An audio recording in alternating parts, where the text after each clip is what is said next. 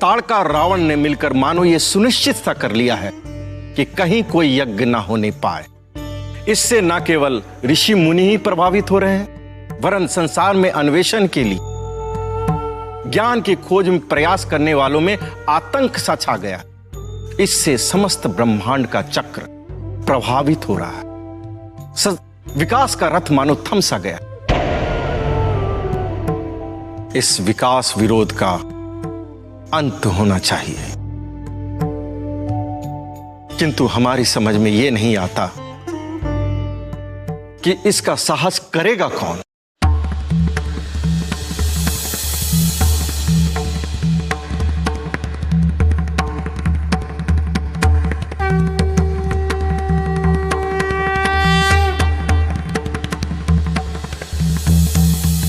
मैं करूंगा ये साहस।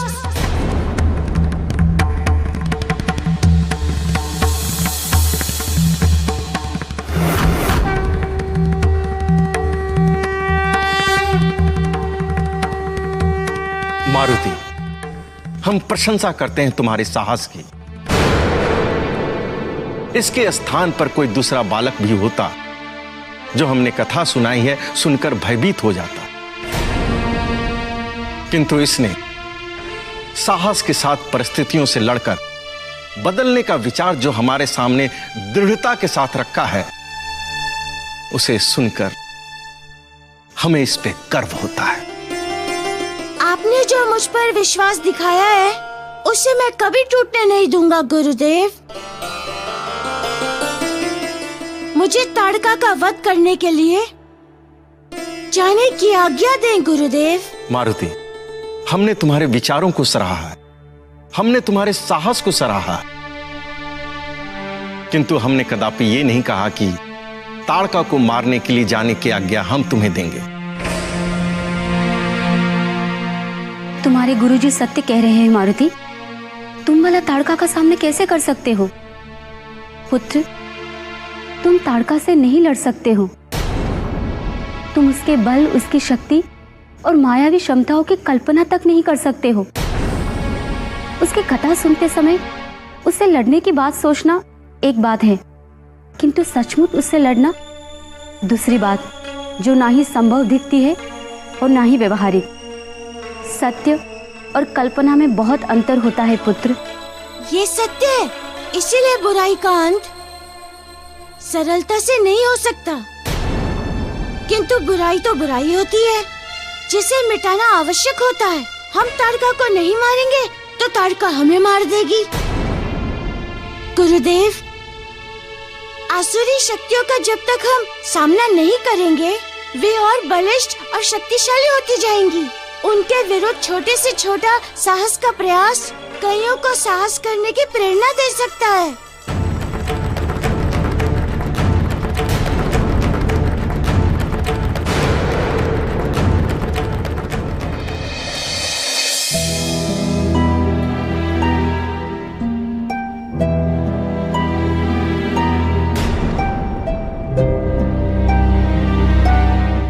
मारुति, मारुति,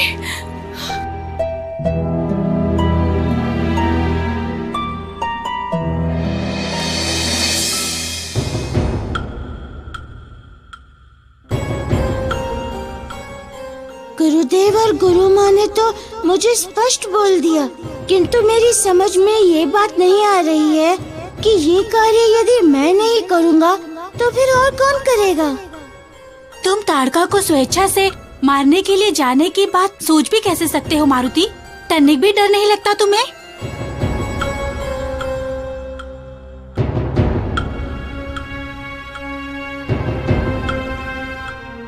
मारुति,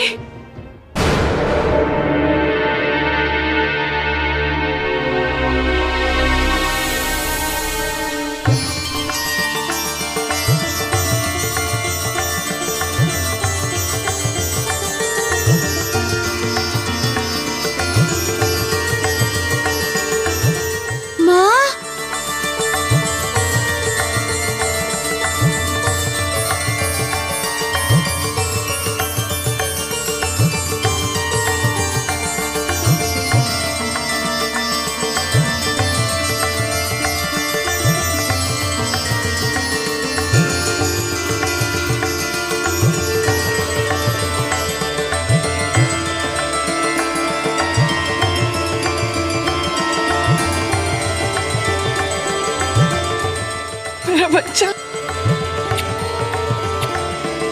तू ठीक तो है ना? हाँ? मेरे बच्चे, हे भगवान, आपका कोटि कोटि आभार।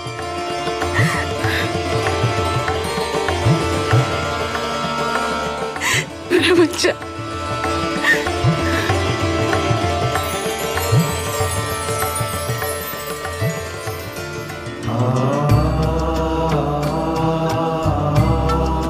पिताश्री,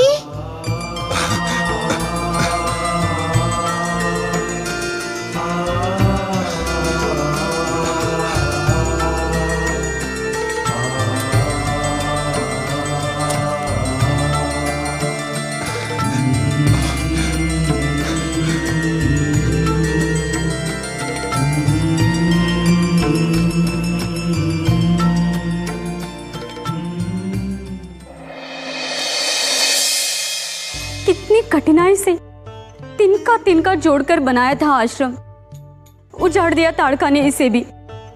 पहले से ही आर्थिक संकटों से जूझ रहे थे, ऊपर से ये सब विनाश। अब कैसे चलेगी आश्रम की व्यवस्था? संकट में धैर्य और आशा का कभी साथ नहीं छोड़ना चाहिए वसुंधरा। मां लक्ष्मी देवी का अष्टमहालक्ष्मी यज्ञ हम तो कर ही चुके हैं। देख लेना, मां लक्ष्मी देवी किसी न किसी रूप में हमारी सहायता अवश्य करेंगी। गुरुदेव,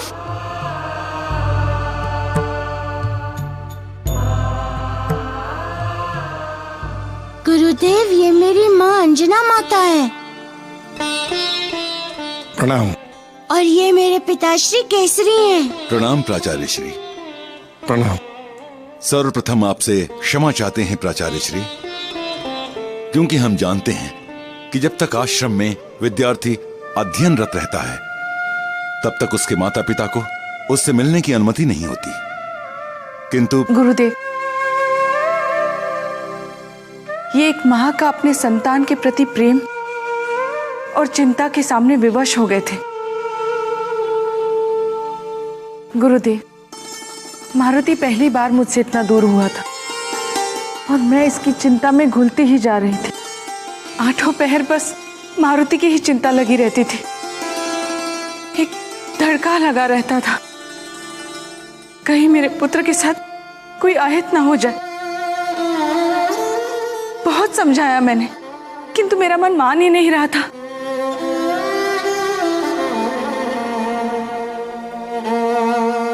गुरुदेव, आप तो बहुत ज्ञानी हैं।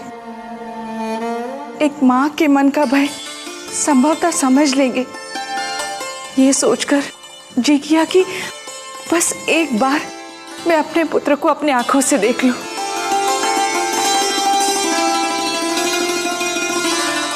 बस इसीलिए मैं इन्हें भी अपने साथ ले आई।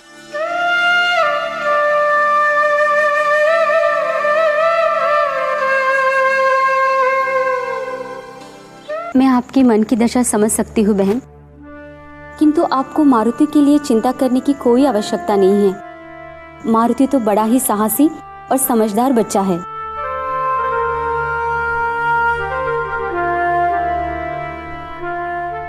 मारुति पर तो हमें भी गर्व है।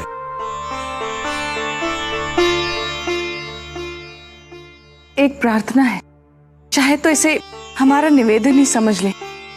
गुरुदेव, मैंने मारुति की सुरक्षा के लिए सावन के 4 सोमवार का व्रत रखा है और इस व्रत के पूर्ति तक मुझे मारुति के साथ रहना होगा। किंतु ये व्रत आपकी आज्ञा के बिना पूरा नहीं हो सकता। यदि आप इसे अनुचित ना समझे तो।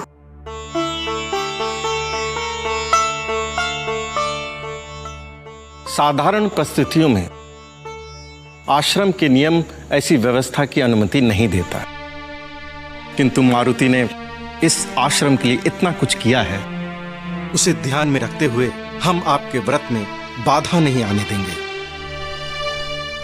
आप चतुर्थ सोमवार तक मारुति के साथ रह सकती हैं। धन्यवाद गुरुदेव, कोटि कोटि धन्यवाद। प्राचार्य श्री, हृदय से आभार व्यक्त करते हैं हम आपका। चलो माँ, मैं अपने मित्रों से आपको मिलाता हूँ। चलो चलो।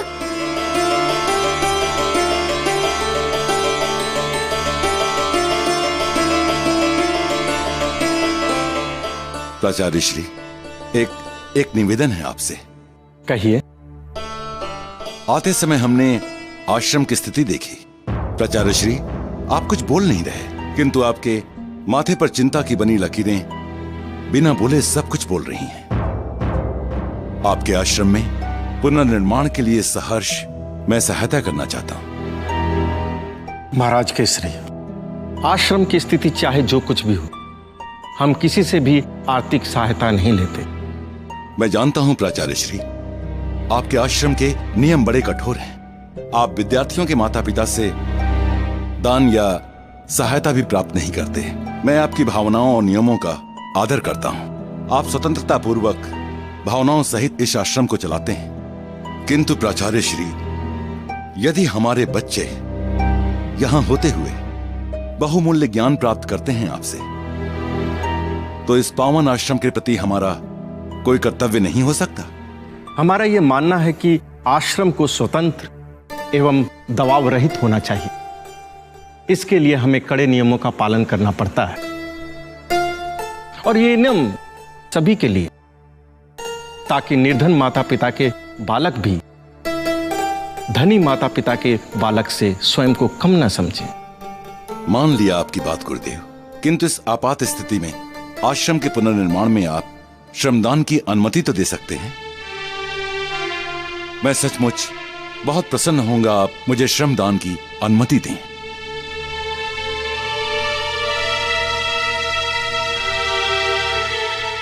प्राचार्य श्री, कृपया आप मुझे ना मत कीजिएगा। किंतु आप और श्रमदान? माते, कम से कम इतना तो अवसर दें सेवा करने का।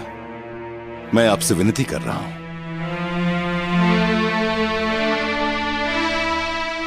महाराज केसरी, आपका आश्रम के पुनर्निर्माण में श्रमदान देना सभी के लिए उदाहरण बन सकता है, तथा हमारा आश्रम आपका सदा आभारी रहेगा। श्रमदान आप कर सकते हैं महाराज केसरी।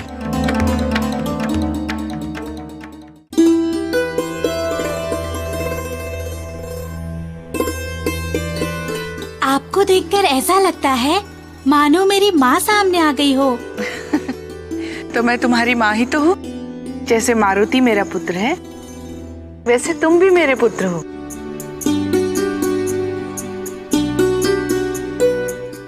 इस ताड़का का कुछ ना कुछ तो करना पड़ेगा, किंतु क्या करूं, कैसे करूं? अब माँ आ गई है तो भला अपनी आंखों से कहाँ ओझल होने देंगी? क्या करूं?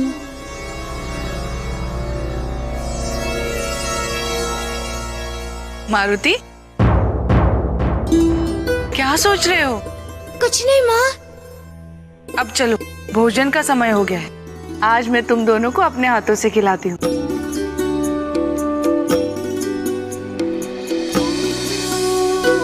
सबसे पहले किसको खिलाओगी माँ?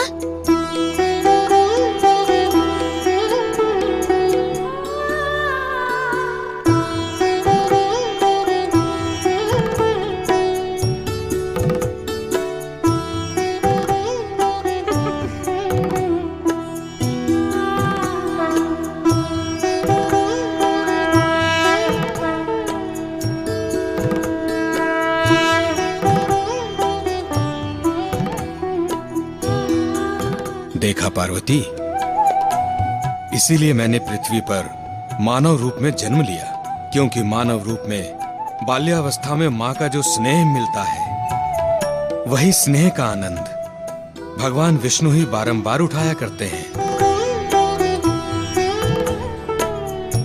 प्रेम का सबसे दिव्य रूप होता है माँ से मिलने वाला प्रेम।